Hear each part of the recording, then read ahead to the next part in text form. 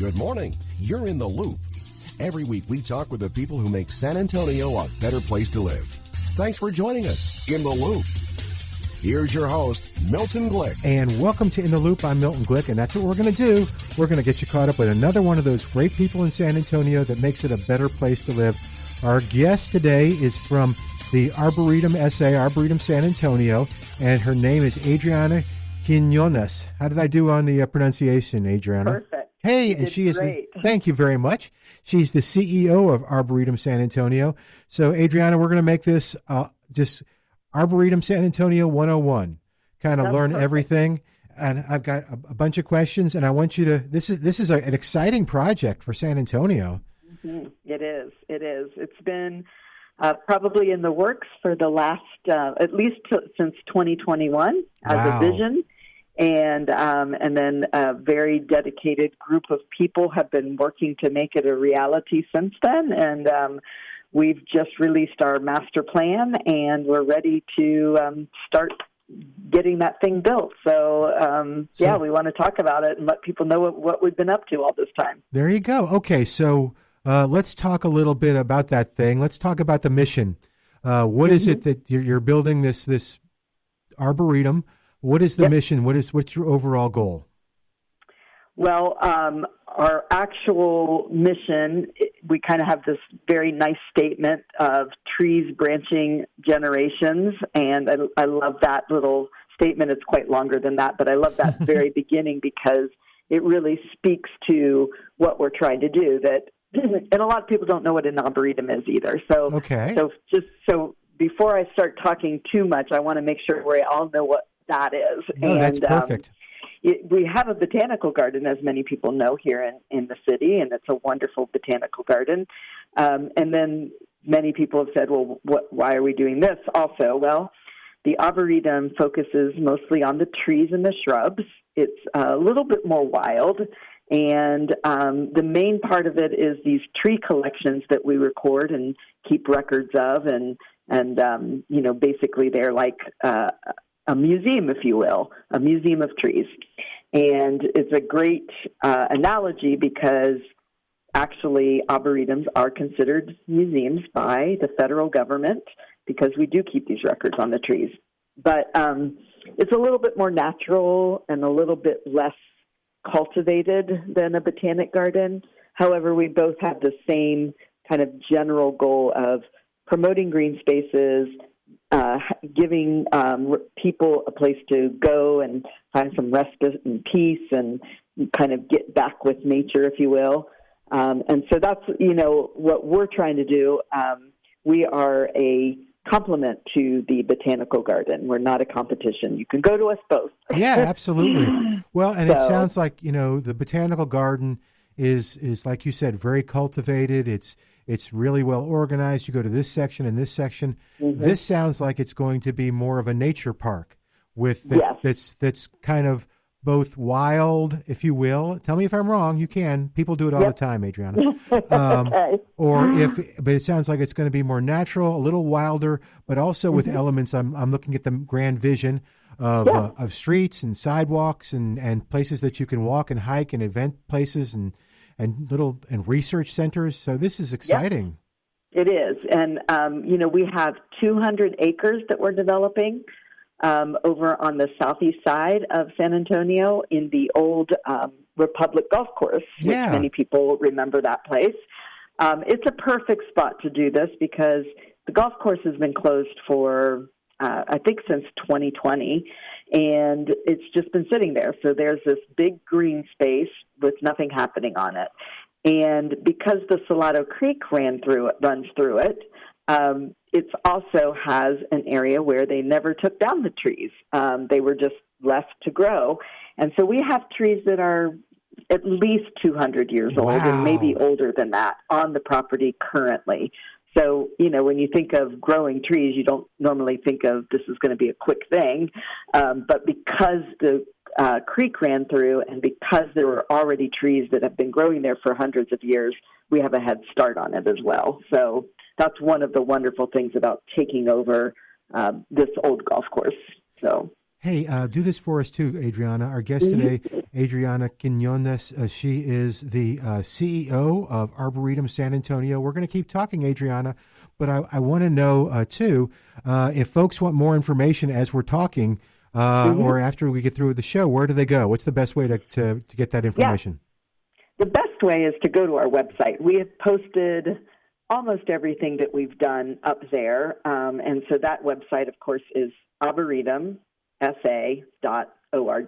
So just the word arboretumsa.org. And you can scroll down and find the whole document for the master plan, and I will just tell you it is very long. It's about 200 pages, so over 200 pages. So when you're, need some good reading material, you can scroll through that. But there's also videos and comments and other information that we collected as we went through this process as well, and you can see the whole thing if you go onto the website. So tell me, so you talked about the difference between an arboretum. Now, this is South Texas's first arboretum for San Antonio and South Texas? It's the first arboretum for San Antonio, for sure. There's nothing like it in San Antonio. But as Henry has said many times, Henry Cisneros, our visionary leader, has said, all great cities have an arboretum, and why should San Antonio be any different? And so that's kind of where we got to putting this in there, And then there's some really practical reasons to have it as well. We're going to do research out there on our changing climate, decide, look at what trees do best here in San Antonio. Are there trees that we're not using that we could be using? So looking at that kind of thing, because as you know, it gets hot, and trees and their shade are one of the greatest ways we can kind of keep things cool and cool down the environment. So planting more trees is a really important goal, and getting the right trees into the right place is the way you want to do it. So we want to research these and make sure that we're giving out really good information to all of San Antonio, but even all of South Texas as well. Yeah. So, what kind of trees? So the right now, if I drive by those 200 acres, what do I see?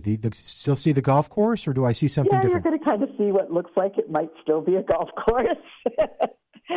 The old buildings are still there. The old parking lot is still there. And even though we don't do anything to the fairways other than mow them occasionally, you can tell those are still old fairways. Okay. But, there's not a lot going on yet. Aha. That's what you helped me to get to the next question. So what's the next step? What do the next steps look like? Yep. So, of course, as you know, we've released our master plan. It's beautiful, and it's inspirational and aspirational. So we are now embarking on our next steps, which is to look at what it's going to actually cost to do the first phase. We have an idea, but we don't know that for sure. And so we'll be talking to some folks and talking to people who might be interested in helping us reach our goal. And then once we raise the money, we'll start building it. But you got to raise some money first. So we are a nonprofit, a 501c3. We don't, we exist by ourselves, although we're really lucky that we have great support from the county and great support from our city and all our officials. And just a shout out to our new mayor. Love to meet her sometime soon. Yeah, I bet you will. Might as well take the chance to say that, right? And then, we have some really great partners who are philanthropic and really want to see this happen. So, we'll be raising the money, and then hopefully within the next couple years, we'll start building and opening at least our first phase up to the public. And I think, do I remember correctly that ideally the first phase the first phase would be complete, or the whole thing would be complete by 2028? First phase. First phase. Yeah. That's cool. Okay. So the plan that you'll see, and the one that you're looking at, the big plan, the grand vision, that is actually a 20-year plan. Okay. Wow. So that's cool. It's divided into 4 phases. And, obviously the quicker we raise the money, the quicker we can build it. But, common sense says it'll be about 20 years before we're completely built out. But, that's the wonderful thing about growing places that have growing and living things, is they're never truly done. Yeah. So 20 years from now, we may decide, we need this now. So, but the thing is that it's not it's not just a drop in the bucket kind of, here, we did it, now we're done with it.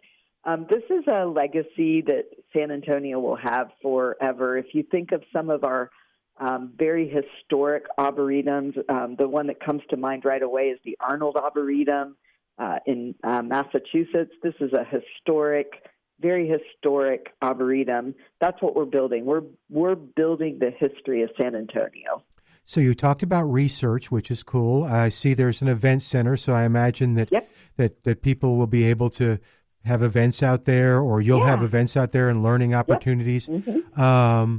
And if you look at the master plan at their website, arboretumsa.org, you'll see the park, Bear County Park, Welcome Center, the Nature Center, and we'll talk a little bit about that if we have some more time. Mm-hmm. We'll talk about all the different things that you envision for it. You did talk about the research. Talk a little bit. Okay, so my second thing that I do here besides In the Loop is I help host our garden show. So, nice. Yeah, so I am curious, what kind of trees? So I'm guessing the 200-year-old trees are probably live oak. Is that right? Some of them are. Ooh, what are the others? Many of the old trees are live oak, but we also have, quite a few old cedar elms. We have a lot of old hackberries.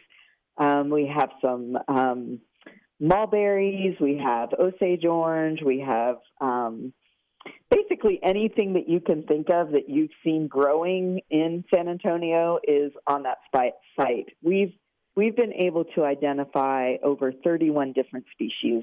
Wow. Growing there right now. And so we do have a really nice diversity. There's a few more rare kinds of plants in there, but, most of them are what you would normally expect to see. It's just that they're really big because they just haven't been touched for so long. We do know the indigenous people were in that area. It makes sense. It's where water ran through.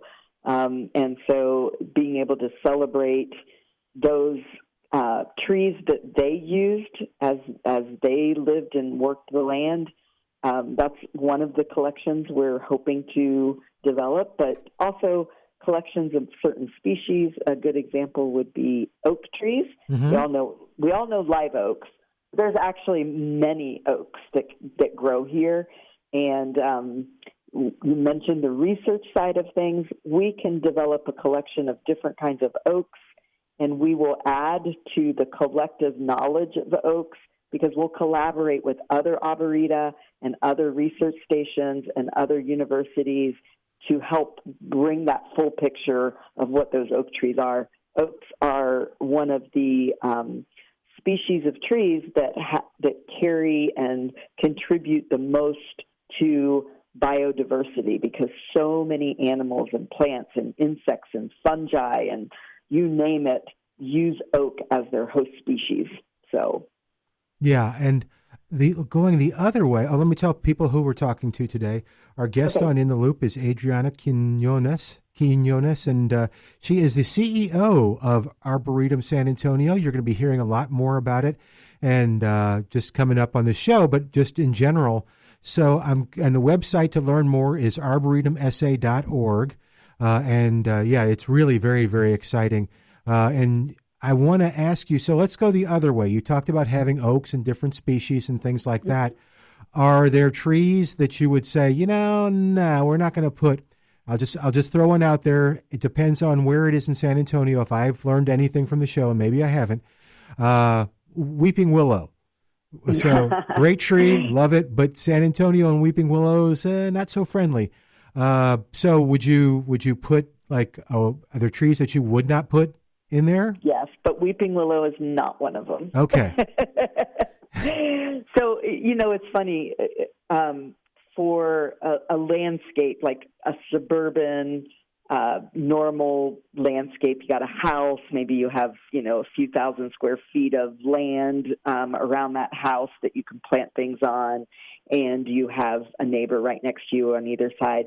well, you don't want to plant a willow tree there because you know that's probably going to get into the pipes and do some damage or lift the sidewalks or something like that. So, again, that statement, right plant in the right place, right? Okay. But we while we're not strictly a native tree arboretum, we focus on the plants that are native. And so willow is one of those trees that is native and had many, many uses.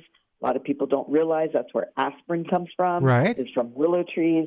So then our native indigenous people knew that. They knew if they could chew on a twig that their headache would go away or some of their pains would go away. And we want to celebrate that connection to the land that they had. So we have, like I said, 200 acres. We can plant a willow tree. We have a stream. We have plenty of room to let it do its magnificent, beautiful thing that it does, right? And we can talk about those things, about why you wouldn't plant it in your yard, but why it's still an important species.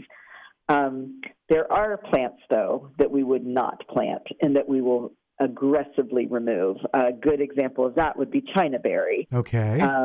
That is an invasive species. It's not native.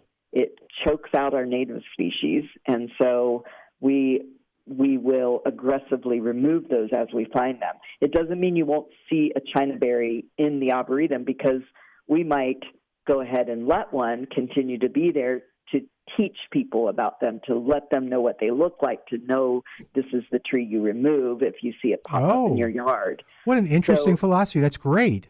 Yeah. So we wouldn't let it spread like it is. It's literally all over the arboretum right now.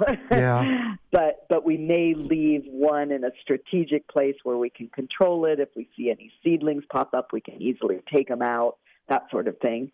But yeah, what we're trying to do is showcase trees and help people learn about them, help them understand what are the ones we want to grow here in San Antonio and what are the ones we don't want to grow here in San Antonio, and what are the benefits of whatever species we're talking about, or what are the negative parts about those. So again, we focus on our natives, but we're also looking at, with our research side of it, what plants will survive, a changing climate that's getting warmer and warmer and less water is falling and that sort of thing. And so we may have to look into other countries or other latitudes or that sort of thing, where maybe there's a tree that is doing really well, has a very similar climate, or maybe it's in a warmer climate and we want to test if it will survive up here.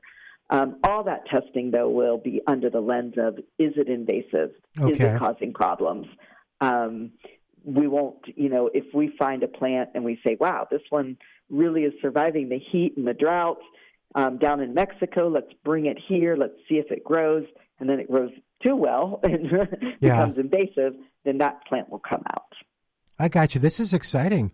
Again, our guest today is Adriana Quinones, and she is the CEO of Arboretum San Antonio. The website, arboretumsa.org, arboretumsa.org. This is fascinating, especially coming from what I do on the weekends.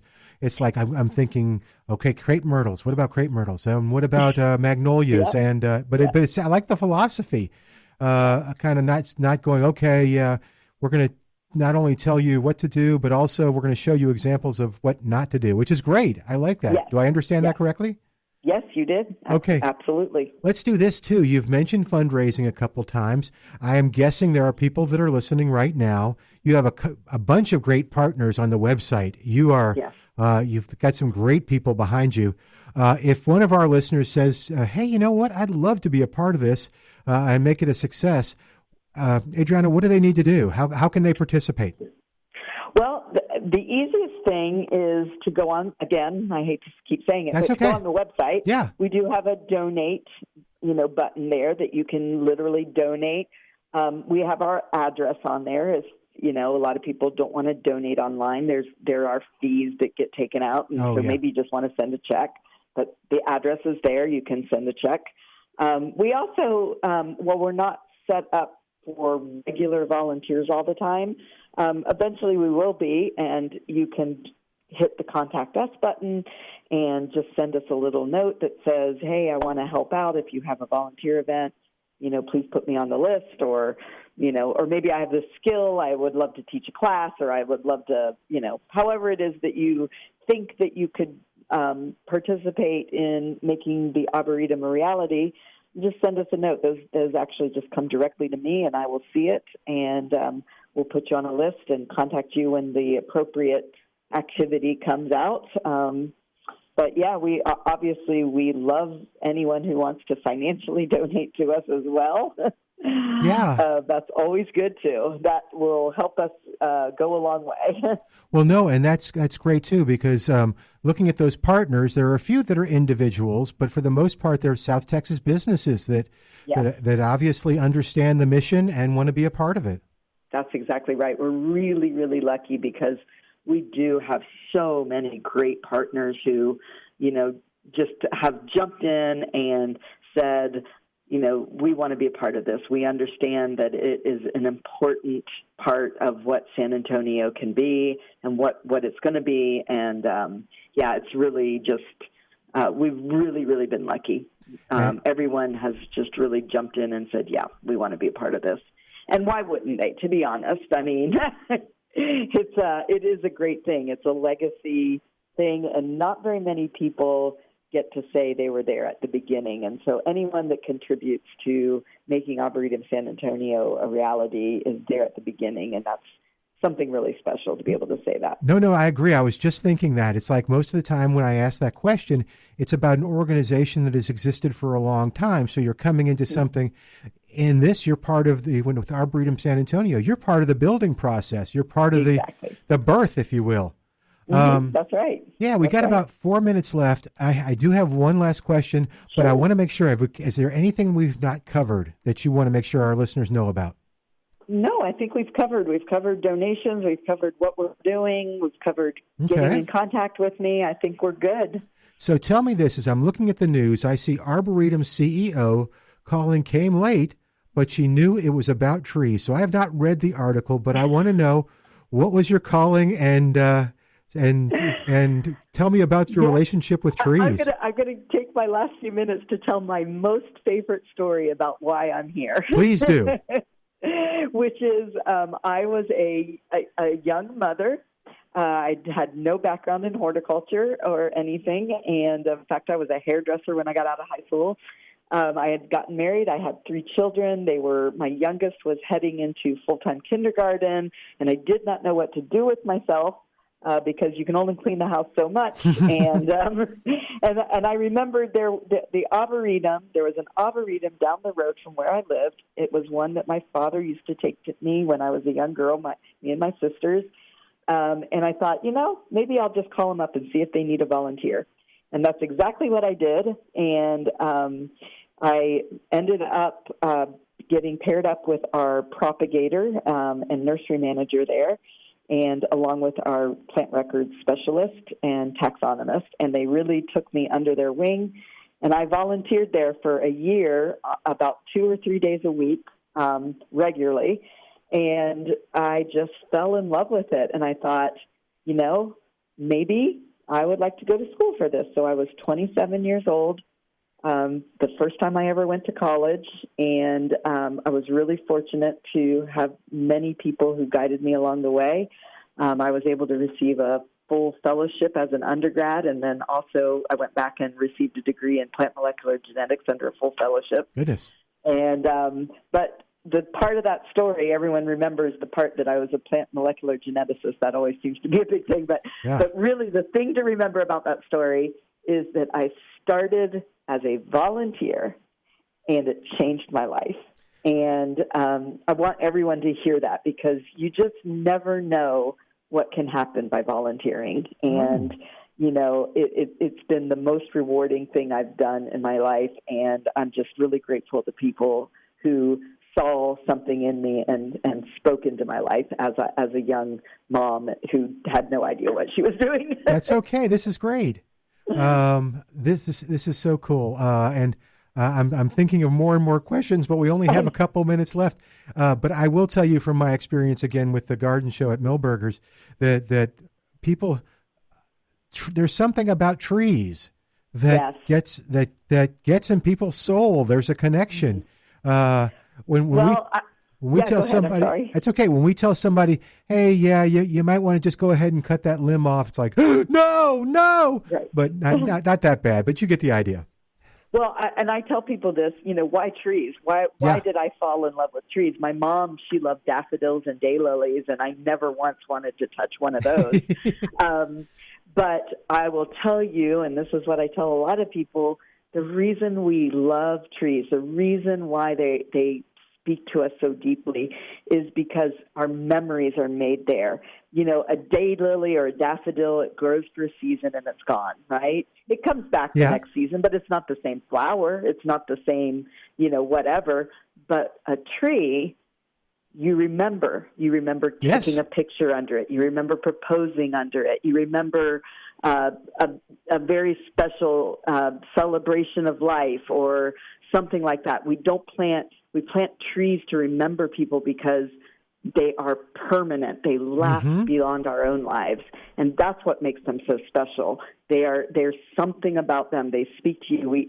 I mentioned at the beginning our mission at that whole branching generation. So beautiful because, we have roots that tell us where we came from. We have these beautiful branches that tell us where we're going. That's the beauty of trees. We're going to end on that. That was a wonderful story. And we're going to keep talking to you because we want to know what's going on. So our guest, Adriana Quinones, and she is the CEO of Arboretum San Antonio. For more information, the website's a great place to go, arboretumsa.org. Thank you so much, Adriana, for coming on the show. Thank you. I loved it. Thank you. Oh, I'm so glad. All right, we'll say goodbye for today. I'm Milton Glick. You join us next week as we keep you in the loop. Thanks for joining us in the loop. We look forward to bringing you next week's show with Milton Glick.